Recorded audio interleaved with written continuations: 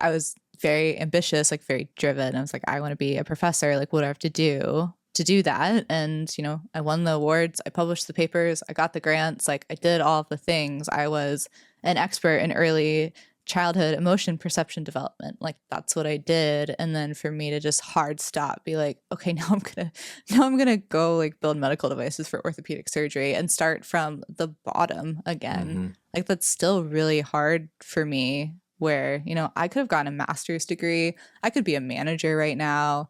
Like, instead, I have a PhD, 3 years of a postdoc. And then, at 30, it was restarting at an entry level position, that making this like at the same level as other folks who had just finished their bachelor's. And that was like really hard for me. And it's really hard Yeah. for like a lot of people to be like, I just spent like a decade of my life getting this degree that I didn't need to like get a job in like the real world. Hey folks, and welcome to the Grad School Sucks podcast, the show for academics and PhDs who want to take their career from academia to industry. I'm your host, Dr. Matt Carlson, and today I've got a very special episode for you. It is the return of Dr. Ashley Ruba. Ashley took the alt-ac world by storm, first on Twitter and then on LinkedIn, sharing tips and her story on how she transitioned from her postdoc to her first industry job. Today's conversation picks up where we left her about a year ago in the last time she was on the podcast, and we discussed topics like working in tech and the recent tech layoffs, the state of the job market right now, and particularly the state of the UXR or user research experience job market, the coaching program that she started earlier this year, as well as her hot take on what the value is of getting a PhD. Now, if you've been listening for the past couple episodes, you know that I am ending the podcast at the end of this month. So this is actually one of the last interviews that's going to be posted on the podcast before I stop posting new episodes. So I hope you get a lot out of today's interview with Ashley. I think she brings a lot of energy and insight into the process of going from academia to industry.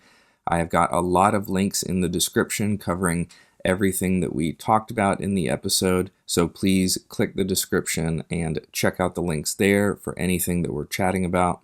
Without further ado, let's get to the interview. Well, Ashley, it is so good to talk to you. I'm so glad you make content. You are a public person in the world. Dr. Ashley Ruba, you appeared on this podcast a little over a year ago, if I'm not mistaken. I'll link to the old episode in the description if anyone wants to jump over and listen to that. At that time, you were working at Meta in user experience research, and you were not doing coaching for grad students and academics at the time. What has changed since then? Oh boy. Well, I'm not at Meta anymore. Working at Meta, initially I was so excited to work there, and I never thought I would enjoy working at Meta. And the first like couple of months were great. And then, the layoffs started hitting, and I was never laid off during any of this time, but first round of layoffs was in November, a few months before I talked to you. Like, someone senior on my team was laid off. I kind of got thrown into his role. It's big shoes to fill. I did the best I could. And then in 2023, like for most of that year, there were just more layoffs, reorgs, projects getting cut. It just felt like everything was in chaos, and it was really tumultuous. And I had a year-long contract that was up in September.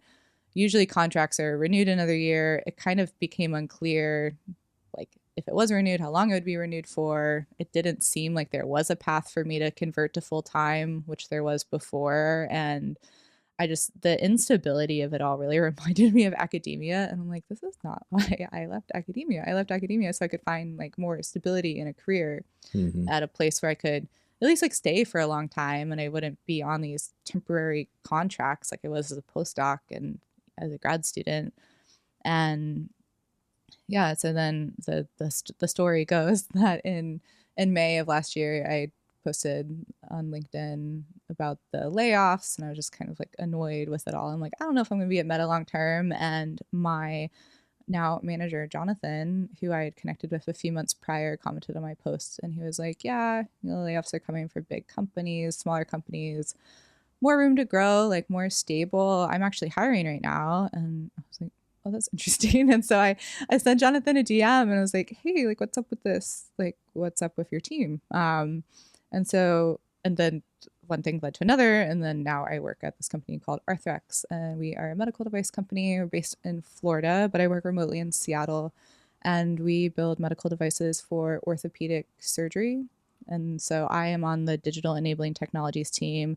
Most of the products that I'm working on are digital technology, as the name suggests. So things like preoperative planning software, and then medical augmented reality, which is part of the reason I was scooped up from Meta, because I was working on augmented reality at Meta.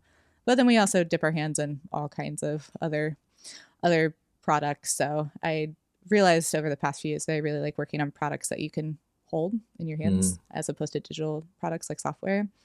And my job title now is human factors engineer. So it is somewhat like related. It is related to UX research, but you see human factors engineering in more highly regulated industries like the automotive industry, the aerospace industry, and medical devices. So doing a lot of work with the FDA and with other regulatory bodies to approve everything that we're making and making sure that it's safe and effective for surgeons to use. And yeah, so it's like a mix of psychology and ergonomics, a research role.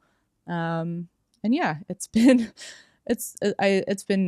great. Like my team's really great. I've learned a lot because I came in knowing nothing about orthopedic surgery or human factors engineering or the FDA or anything like that. So That's awesome.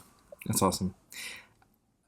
I would love to know a little bit about what you think about working in big tech now, and maybe more specifically UXR, that whole world. yeah. So, I mean, obviously, big tech companies are dream jobs for a lot of people. And I think it is a very different experience because my very first job that I had before Meta, it was 100 people. And then I moved to this 100,000 person company. And Mm. now my company is like probably 6,000 people, but most of them are in manufacturing. So, like maybe 1,000 people on the corporate side. So, smaller, but we've been around since the 80s. And I feel like with big tech, like there was so much going on and there was like really really smart people there, like tons of PhDs or in reality labs, and I was in the R&D department, so it really felt like an academic research environment in a lot of ways. And so that part was really cool. It didn't feel like such a far step away from academia, but I felt like the with the layoffs, it kind of just I saw people who were laid off who had been at my company for like over 10 years, and they were just like laid off in an email, and it just I don't know, it just kind of illustrated that you were just a number at that point when the company is like that big. And it never felt like any of my work, I couldn't really couldn't see the impact of it on a larger scale as I can now at a smaller company. I feel like I have a lot more, like the director of engineering a couple months ago, he sent me an email thanking me for like working on some memos. And the director of engineering reports to the CEO of the company. And so it's like I'm not that far removed from like the CEO. It's much smaller, and my impact, I just feel like there's a lot more room to grow and it's a lot more stable. But there were a lot of like exciting and cool things like going on at Meta. Like I did enjoy that work. I just wish there were more stability in that career, and if I, you know, worked hard, I would be rewarded, which is what I wanted in academia and never got anyway there either. Yeah. What do you say when people reach out to you and they express like an interest in going into big tech or like UXR now?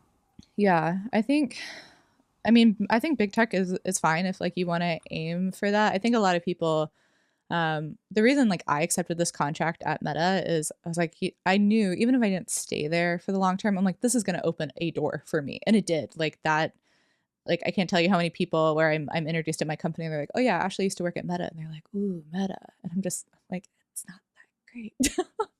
But like that name, it carries a lot of weight, and I like I knew this, but I also didn't really know this. And so that was a huge part of like why I was able to get the job that I have now, is because I had Meta on my resume.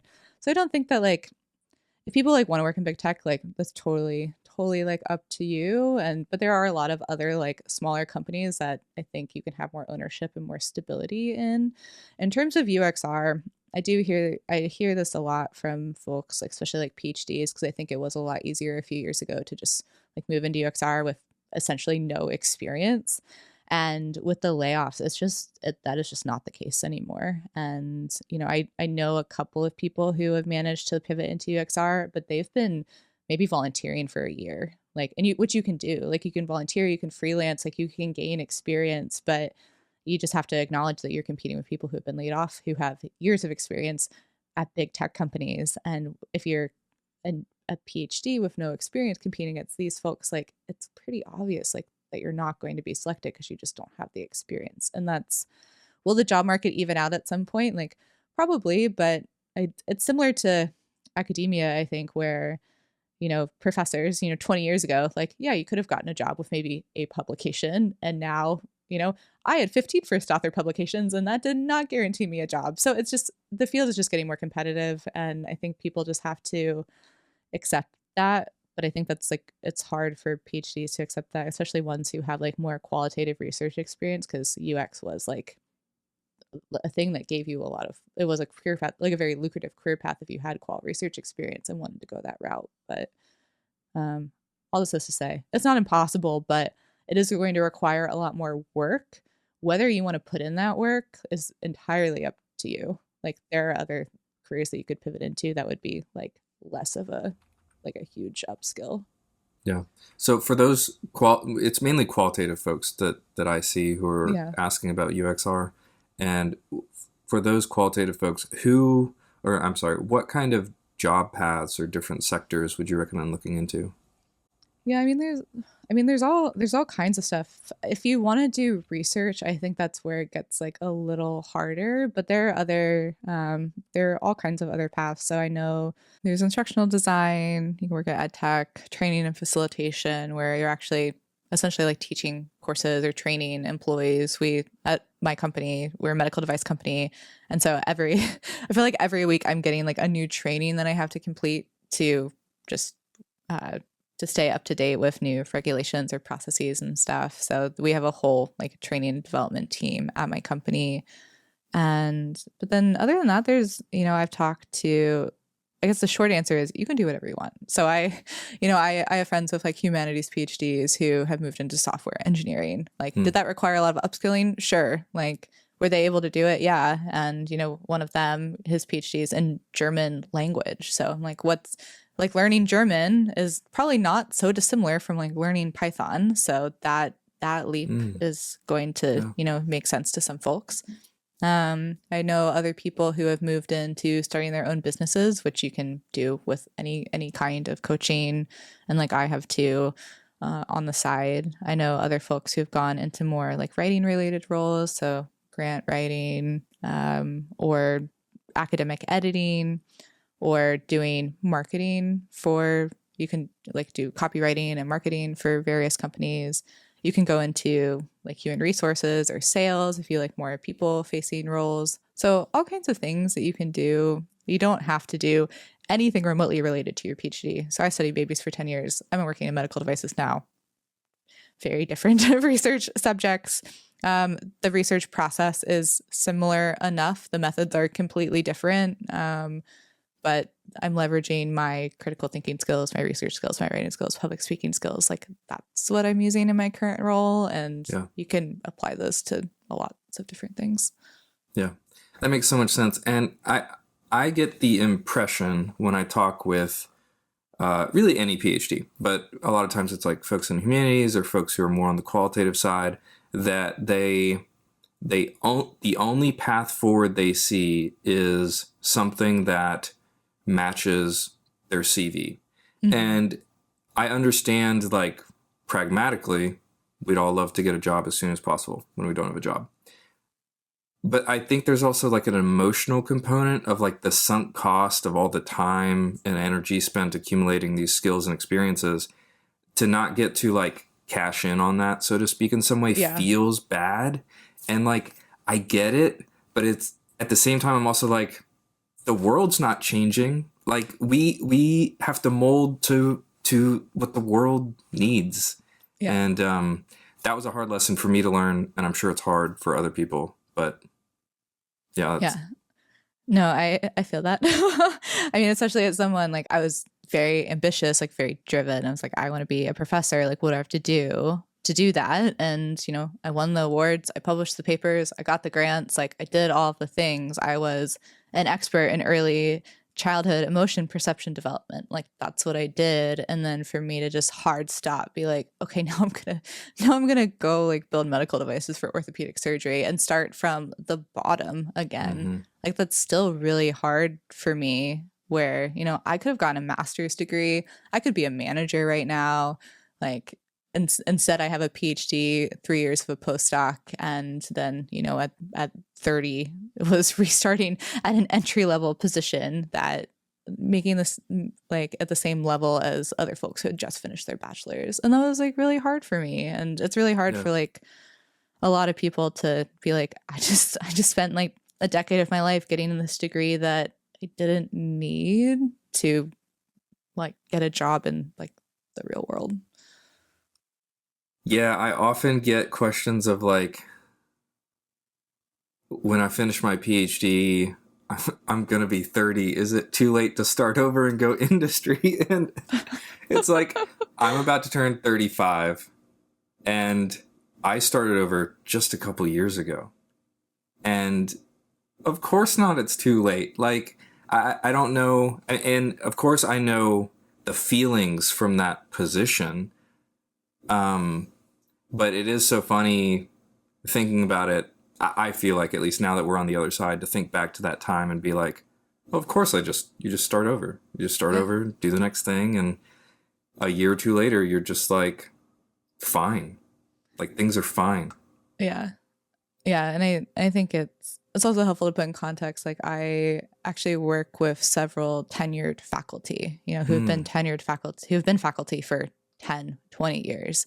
And they're, they have tenure and they're just like, I don't want to do this anymore. And, a lot of them are in their maybe 40s or 50s, like much like older than us. And they're pivoting and they're getting jobs. And I mean, my personal philosophy is like, if you're not dead, like it's not too late to like do something different. I think it's very easy to get into like the sunk cost fallacy, not just like Yeah. jobs, but in like, I've been in this relationship for this many years. Like, I can't imagine like dating anyone else or like getting a divorce, or I can't imagine like moving or like living anywhere else, and just all kinds of things. And I think people are just like, change and growth is really really hard and it's scary, and most people would I think just kind of are satisfied like staying in one place and not pushing it. But at the same time, there are no academic jobs, so I don't know like what PhD student or postdoc or someone who doesn't have a tenure track job right now really feels like they have a choice so much in like Yeah. where they're going, because the jobs just aren't there. Yeah. It sounds harsh, but sometimes the phrase that comes to mind is like, what are the alternatives? Like, Yeah. you go industry, of course, there's some nonprofit stuff, there's some government stuff. You could start your own business, but industry is what the majority of PhDs will do.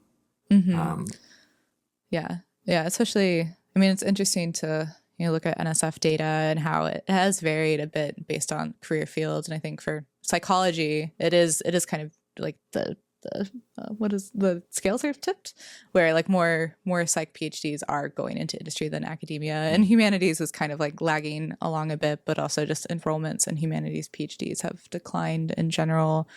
And there are obviously like a lot of other conversations that need to be had about the value of a PhD in higher education, and like, what is the point of getting a PhD? And, I raised this question a lot on social media, and met with the comment of like, a PhD is not vocational training and it's not training for a career. I'm like, well, then how can anyone justify spending like so much of their life in this pursuing a degree that's not going to result in any kind of career at the end of the day?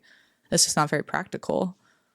so, Ashley, one thing that you mentioned a little bit ago is the work that you do with academics who are trying to go industry. Um, I followed along that journey in LinkedIn, loved your content, really inspiring. And you started your community, was it several months, 6 months ago, 5 months ago, something like that? November, yeah, so like 5 months ago now. So, what got you the idea of like creating community, doing this kind of like scaled up coaching, and then what has it kind of turned into today? Yeah, so I never had to ever set out to be like a content creator, influencer, or anything like that, and it just kind of unexpectedly happened. And then when Elon Musk, it started on Twitter, and then when Elon Musk purchased Twitter, I ended up moving to LinkedIn because I was like, Twitter's gonna die. And then I actually took a really long mental health break from social media last year, and so I didn't post that much. And so in September, when I started my new job, I was like, if I go back, I I'm pouring so much time into this. Like, I have to be compensated in some way. It's just not worth Mm-hmm. it.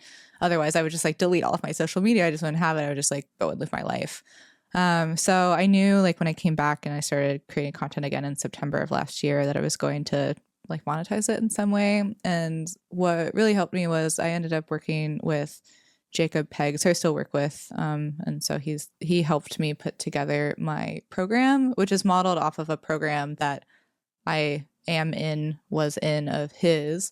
And so he has a community and coaching and all of that. And when I met with him, he was like, "Oh, you could totally like do something like that. Like you have a massive audience. Like it would be easy for you to just kind of take this model and do it that way."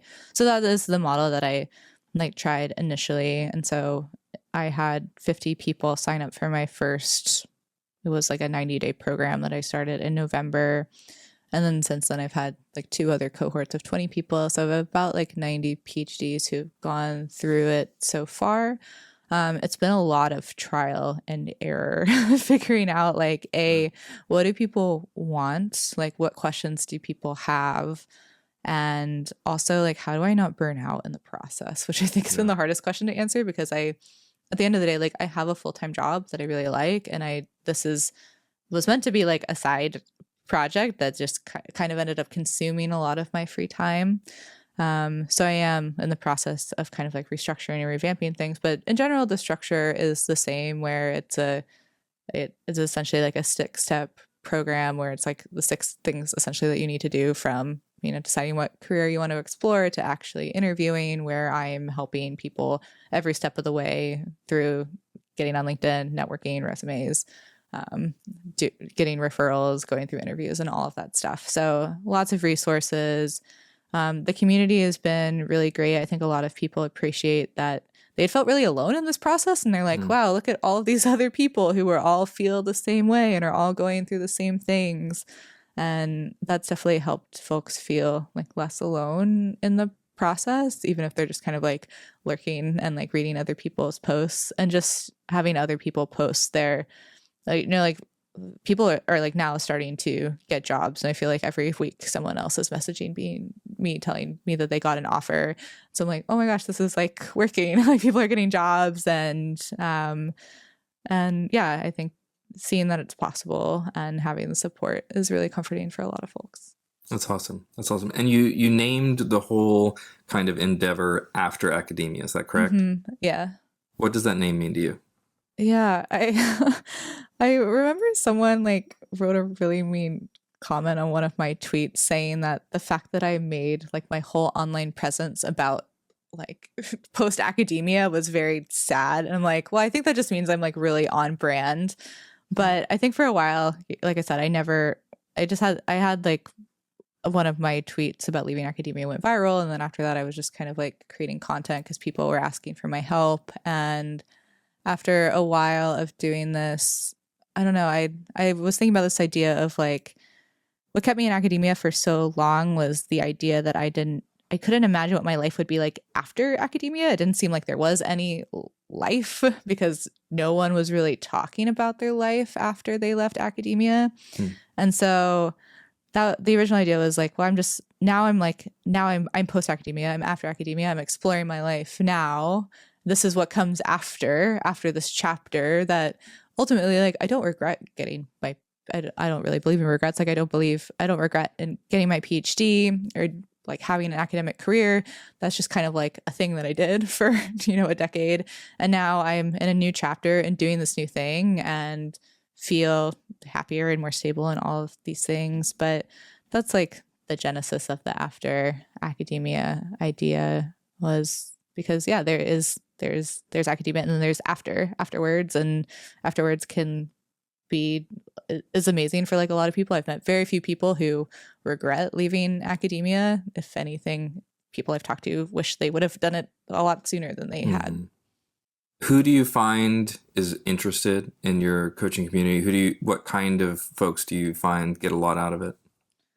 Yeah, I work with folks kind of at like all different stages. So I've had current grad students, current postdocs, current faculty. I've also had, interestingly, folks who have landed their first non-academic job, but maybe it's not like really what they wanted it to be, and now they're looking for something else, and just kind of wanting more like job search help in general. I find that it is a very different mindset space to be in when you're a PhD student or a postdoc and you're leaving, because you might be leaving for a variety of different reasons. Maybe it's because there aren't any jobs, which we've talked about before. But I find that working, and those are the folks I think who just have a bit more optimism about the whole process. And I think the longer you're in academia, the more like sadness and like kind of just like psychological mindset shift you have to go through, the more of it is like an identity crisis. Like, and for folks who have tenure, it's like you don't necessarily have to leave. Like you could continue being, there's nothing like pushing you out necessarily. And so I find that I've had more faculty like join my program, and and recently, like someone I had worked with, she just told me that she got a job offer. I had started working with her back in February, and she'd been tenured faculty for at least 20 years before deciding to leave. But she was like really proactive about things. And so I think like the folks who they're really proactive, and they like go out and they network and they use LinkedIn and they kind of like take all the information I'm giving them and like run with it. Like those are the folks I find who are like seeing a lot of success. And I think other folks, they kind of look at how much networking is required to make this transition, and it can like feel really paralyzing because it's scary if you don't know how to network and you've never networked before. But I feel like almost everyone who's gotten a job in my program has gotten it in some manner from networking, maybe like only one or two people through just like a cold online application. Fascinating. And what is your advice to people who are looking to like start that networking process?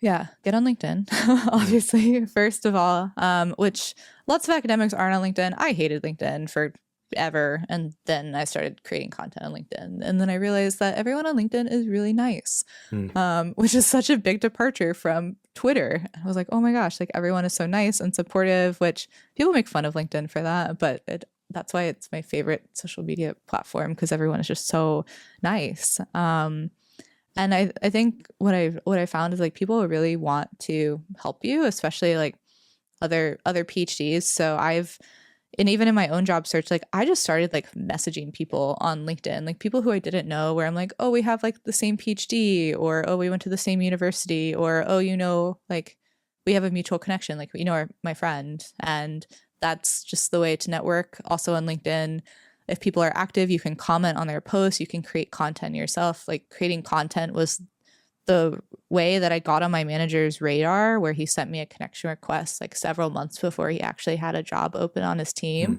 And then by the time he had this job opening, like he knew who I was, and he essentially like recruited me for this role. And so being active on LinkedIn, even when you're not looking for a job, especially when you're not looking for a job, that's just like the easiest way to network. There's also in-person networking events too, but I've met so many people like who I've never met in person, like through LinkedIn. Yeah, that's awesome. So for folks who would be interested in joining the program, if they join, what does it like come with? What will they see when they jump into the community? Yeah, so it is hosted on Circle. So Circle is like pretty similar to Slack, but it also has like meeting integrations and all of that stuff. And so on the platform, there will be like 6 different modules that you can complete. So every module has like about a 20-minute video and then an assignment. So you would watch the video, do the assignment, and then submit it to me, and then we'd either meet or I'd give you feedback, and then you go on to the next thing. And it'll be about like an 8-week program. So you can kind of do the modules at your own pace. Some people take a lot longer. The first part's career exploration. So some people come in and they're like, I know I want to be a data analyst, and they've like already done the career exploration. They know that. And so they can kind of move more quickly through this process. And other people come in and they're like, I have absolutely no idea what I want to do. I don't know what's out there. And they might spend a little more time in that initial stage, and maybe we talk a little bit more, and they like do a little more informational interviews than other folks. But it walks you through, yeah, career exploration, making a LinkedIn profile where I give feedback, networking, and I have a really big LinkedIn presence. I have a big LinkedIn network, so I have made many connections for other folks who are in various different roles. And what else do we got? We got resumes, which I also give feedback on. And I was a writing tutor for 8 years, so with the LinkedIn profile and resumes, that's something that I like generally enjoy, like giving feedback on writing and how to really sell your skills in a resume. And then beyond that, moving into like what are other ways that you can stand out on the job market outside of a resume, because usually a resume is not sufficient to getting a job. And then moving on to mock interviews and things like that at the end. That's awesome. So if folks do want to submit an application, do you have an upcoming cohort? I do. It will be sometime in May. I'm currently like kind of redoing everything, like redoing the website and the program and all of that. So it'll be sometime in May. But if you go to my website, sign up for my newsletter, or go to my website in general, or follow me on social media, like it will all be announced then. I will be making the cohort smaller than they have been, so I can give more like individualized attention to folks. Because it can be hard to keep up with 20 people at a time. Yeah, very cool, very cool. And so your website is afteracademia.com, and then we'll have that. AshleyRuba.com. Yeah. AshleyRuba.com. AshleyRuba.com. I don't know why I thought it was afteracademia.com. So we'll have that linked, and then we'll have the link to your LinkedIn profile in the episode description for people. Ashley, when we set up this time to podcast together, you told me that you had some hot takes, and I think you even used the fire emoji. So, what hot takes have been on your mind lately? Oh boy, I feel like I get in so much trouble on Twitter for all these.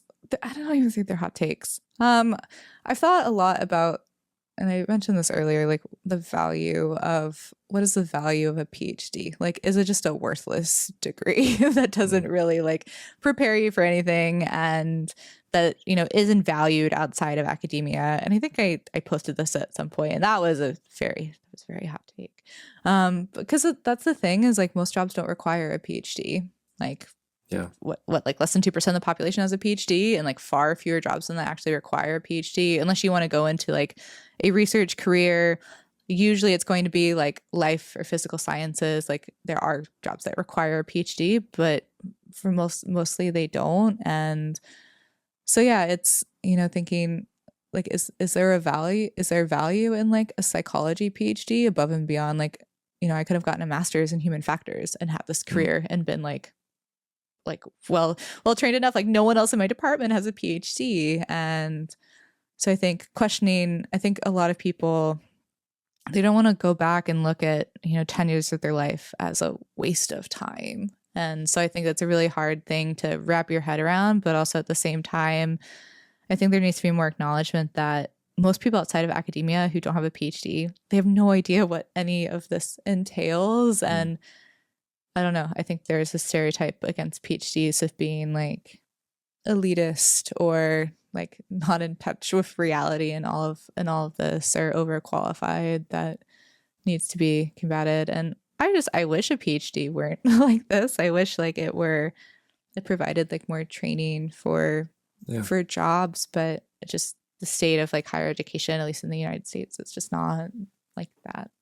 All right. Well, Ashley, thank you so much for chatting with me. Before I ask you my final question, where can folks find you? What do you want to direct folks to? Yeah. Well, my website has all the information, which is ashleyruba.com. Otherwise, I am most active these days on LinkedIn.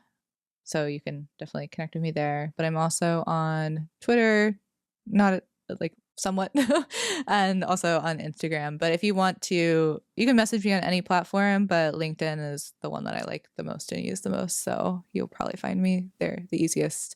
You can also email me at hello@ashleyruba.com. And that email is also on my website. Very cool. All right. We will have links to everything in the description of this episode. So be sure to scroll down, click, check out Ashley's website, follow her on LinkedIn, all that jazz. So, Ashley, final question for you. What is one thing do you think that grad students and PhDs should consider doing before they leave grad school or academia at large? Consider doing other than get on LinkedIn. I would say like the best time to build your network is before you need it. So most people on LinkedIn are active job seekers, and most people I talk to, they're like, oh yeah, I think I have a LinkedIn, but they only used it when they were looking for a job, and then once they had a job they disappeared. But having a network and building a network is and Gertrude of the Bold PhD talks about this. I'll credit her this idea that it's essentially a career insurance to have a strong network and to have a personal brand, because as we've seen with all the tech layoffs, like you could just be laid off. And then all of a sudden, what are you going to do? Like you're going to go back on LinkedIn and you're going to be competing with everyone else. Like, wouldn't it be nice if you could just, if at any point for some reason I was laid off, I could just like write a LinkedIn post being like, hey, I'm looking for a job. And I already have so many, like I have such a big network where that process would be a lot easier for me. Or I've also started like this other business that I could go all in on and scale if I were ever laid off. So just having like other options out there. You don't have to start a business, but just like being on LinkedIn, like having a network, being active, it just like protects you from companies that just decide one day that you're not a valuable employee anymore. And then it just makes the whole process easier. Yep, absolutely. Well, Ashley, thank you so much for coming on the show. It was great to see you again. Yeah, it's so nice to see you. Thank you for having me. Wait! We didn't talk about your podcast. Oh, You have a podcast coming out. I do have a podcast coming out. Can you tell us a little bit about that, please? Someone slid into my LinkedIn DMs a few months ago with a podcast pitch, and I'd been thinking about getting more active on Instagram mainly, and I was like, I don't have time to do reels or anything. But he like pitched me these podcast services, and I was like, this. I think this is a sign. I think I'm ready to do this. The podcast is After Academia. The launch date, assuming nothing changes, is May 14th, and it'll be a mix of like solo episodes and interviews, kind of more of just an expansion of my online content. But part of the reason I wanted to go into video is I think it is so easy for people to misinterpret what you write, especially on Twitter, but also on LinkedIn. And I think if people like, I'm actually like not a very angry or like combative person. I'm like a very calm and like a quiet person. And I think if people are able to like hear my voice, and it's more of like a conversation, which is ultimately like, I don't want to be lecturing at people or like being like preaching to people or anything like that. I just want to have a conversation about these issues that are happening in academia and outside of academia. And yeah, the podcast is just a way to do that, and to also like get some video content that I can put on Instagram instead of text. So yeah, those are all the podcast reasons. All right. Absolutely. And the podcast, I will delay the release of this episode until the podcast is out around mid to late May, and I will have links to it in the description so folks can go over and check out your new podcast. Ashley, Sweet. Thank you for that addition. Thank you for going on the show. Yes, thank you for having me. See you next time. All right, folks, that was my interview with Ashley. I hope you got a lot out of it. Be sure to check out the links in the description below this episode for everything that we chatted about. And I will see you next week for the final interview on the Grad School Sucks podcast. See you there. Bye. Ashley, if you had to be a tool, like you go to like a workshop and you pick out a tool, which tool would you be and why? A workshop? Like what kind of workshop? Like your dad's garage or like a wood workshop? Oh wow. I don't know. Wow, that's such an interesting question. I don't know. I think like I don't think an incubator is a tool. Do you mean like a handheld Yeah, it's a tool farming or tool for an like eggs. incubator? Yeah, or for plants. Oh, I right, plants yeah, too. or like yes, plant eggs, plants. I think I think about the coaching program that I have and thinking about calling it an incubator program because Mm, that's kind of like what it is giving people like the tools and just like putting like giving them all the things they need to set them off like in the right direction in their job search and starting them from like a really good place so they can go out and do the things that they need to do to grow and mm. thrive outside of academia. So I guess an incubator, if that's a potential tool that you would find in like a shed or something. Yeah, no, love that. Okay, next one. What is one odd or unusual experience that you've had that you want to share about that has either inspired you or taught you something that you still carry with you to this day? Wow. Um, I think odd or unusual. I mean, other than my PhD program, which is pretty Mm, odd. Last February, so like over a year ago, I did a my first solo travel trip, and it was also like my first experience in South America. So I went to Ecuador, Peru, and Colombia. And when I set off on this trip, I thought the hardest thing was going to be spending all of that time by myself. And I mm, thought like it's gonna be really hard and feeling really isolated. When I got there, I realized like that was easy. Like did not have a hard time spending time by myself. What was really hard though was figuring out what do I want to do. Like I could do. There's no one else around to like help me figure out what I would want to do and like what would be fun. I'm the person who's having to make all of those decisions. That was really really hard. And through this whole trip, that kind of like the lesson that kept resonating with me is like I generally like maybe I know what I want, but I'm just really influenced by what other people are like pressuring me to do or suggesting that I do, and it's really hard to listen to myself and figure out what do I want, like what feels good for me. That's how I ended up in academia and in a postdoc for like multiple years. But I think about that a lot even now, is in trying to figure out like what do I want independently of other people, and it's a really really hard question to answer. yeah. That reminds me of one of my buddies. Did not go to grad school. He has had a couple changes throughout his career though, and different professional spaces.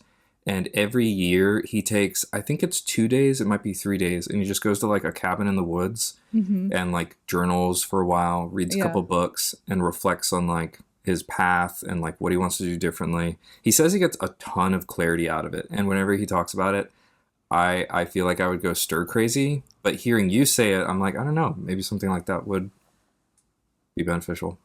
Yeah, I think it's really hard if you have, you know, like a partner, kids or parents or professors or like all of these people like all putting, you know, their like what they want from you Hmm. and telling and like asking these things of you.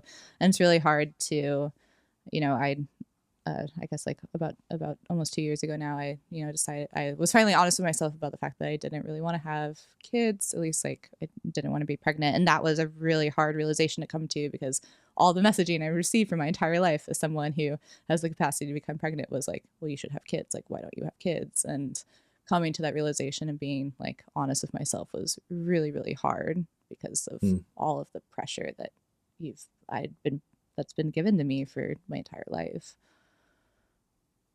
Yeah. That being honest with yourself is like, I felt such a juxtaposition. This will go at the end of the podcast. This will not start the podcast, Okay. just to be clear. Um, I felt just such a juxtaposition as a therapist and someone who was a grad student and working towards like an academic career in research, because in therapy there's such like a, you uncover secrets and you like, you know, you slay the dragon, you fight darkness with light. And I felt there were like two sets of rules in that world. Yeah. unfortunately. Yeah, no, for sure. And I mean, a few months ago, I was diagnosed with ADHD and autism. Mm, So I think I'm also I'm kind of like unpacking how I've learned to interact with other people in the world and like all the rules that I've learned because those were not things that really were intuitive to me. So I think that's why I'm even more susceptible to people telling me like this is how you do things, this is how you interact with mm, people and like have conversations because I'm just like learning the rules to this game that everyone else seems to know how to play, but like I didn't ever like I don't have an intuitive understanding of like how to play this game. So I think that's like another layer of things that I am unpacking now. that's so interesting. We used to call uh, me and my grad student friends at the time. We would call like playing in kind of like the politics and the unwritten rules of academia as like being in the matrix and Yeah. describe like there are like two levels to life. You know, you get to be yourself at sometimes, and then other times it's like no, you're in the matrix. You play by those rules. Yeah. I think that's ultimately what made academia so hard for me in the third year of my postdoc. I think I was realizing like how political it was and all of Mm, these rules and the games I would have to play in order to be a faculty at an R1 because I didn't I wanted to do research, so I needed to be at an R1 to really have the resources to do research most of the time. And just seeing how other tenured R1 faculty interact with each other and interact with their students, I'm like, I don't want to be this person. Like, there's just so many politics, and I just didn't really have like the patience or the desire to like play in that game yeah, anymore. yeah. Last question before we get started. What is one gift, material or immaterial, that you would give to grad students or academics at large if you could? uh I don't know that there's a material gift. I guess like wow, this is a really hard question. You're asking really hard questions. Um, I mean, I guess it's like the